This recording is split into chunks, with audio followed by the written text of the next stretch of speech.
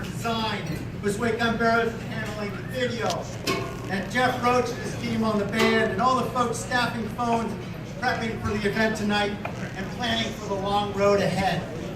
This is the most formidable, fearless group of volunteers that any San Jose campaign has ever seen, and I'm grateful they're on my side.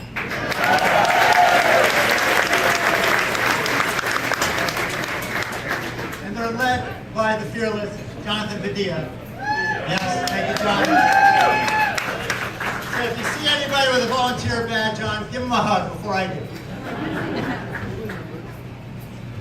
I also want to thank members of our security committee who have been helping to get us up and running this early stage.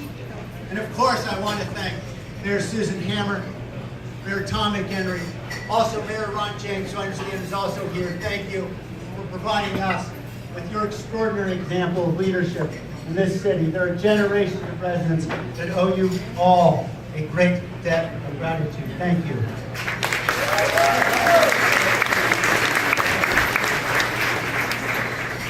So I know members of my family are here, and I think my mom and dad are over here somewhere. Mom and Dad, thank you for your loving support for 43 years.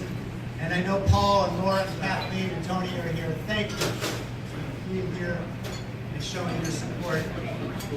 And I guess I know there's someone else who's very special that I need to thank and want to thank very much. And she is a tireless advocate for thousands of kids who are facing a lot of tough obstacles in life. She also happens to be my partner, my friend, and the love of my life, and she's pretty cute too.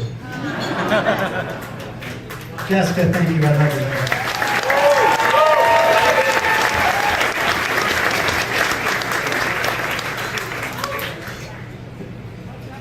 So we all have different motivations for being here.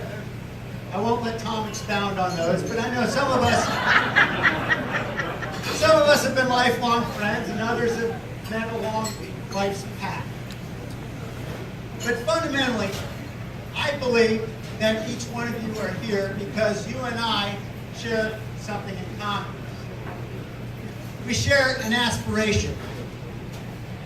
We aspire that one day San Jose will become a city as extraordinary as its citizens.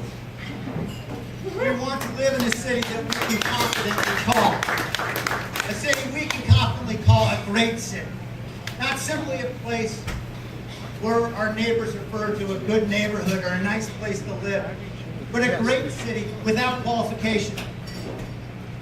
Those who came before us had no hesitation saying so. My grandfather, Sam, lived over on North 5th Street, and he'd tell me and anybody else who came by that he lived in the greatest place on the planet.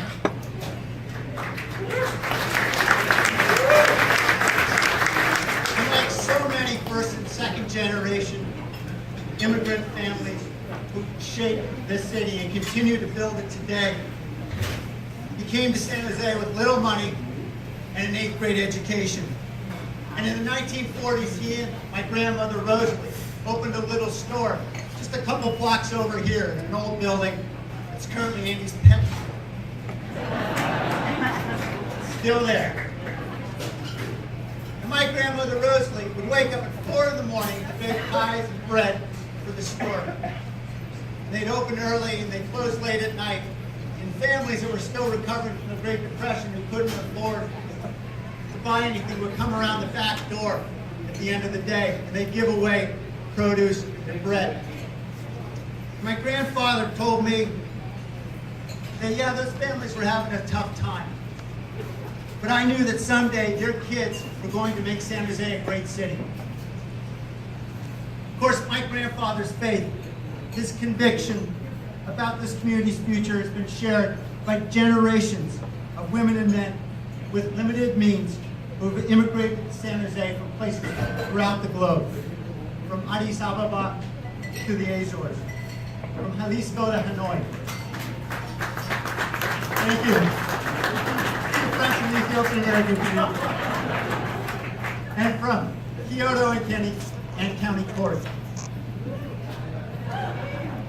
He said hi. These ordinary women and men came to San Jose inspired to lead extraordinary lives.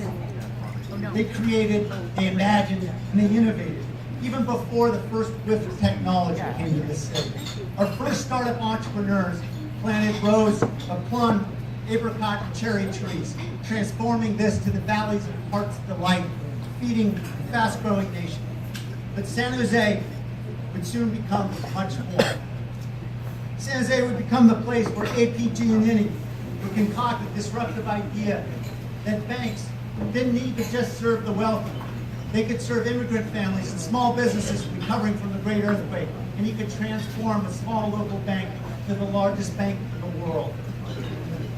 San Jose would become the place where an immigrant named Paul Masson would start a small business just a couple blocks away that would launch California's iconic wine industry. Where Charles Harold would create the nation's first commercial radio station. Where a team of researchers would invent the disk drive.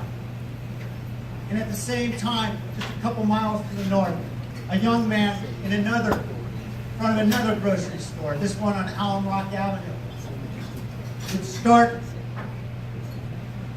with a mere boycott. And with that, Cesar Chavez planted the seed of a movement that would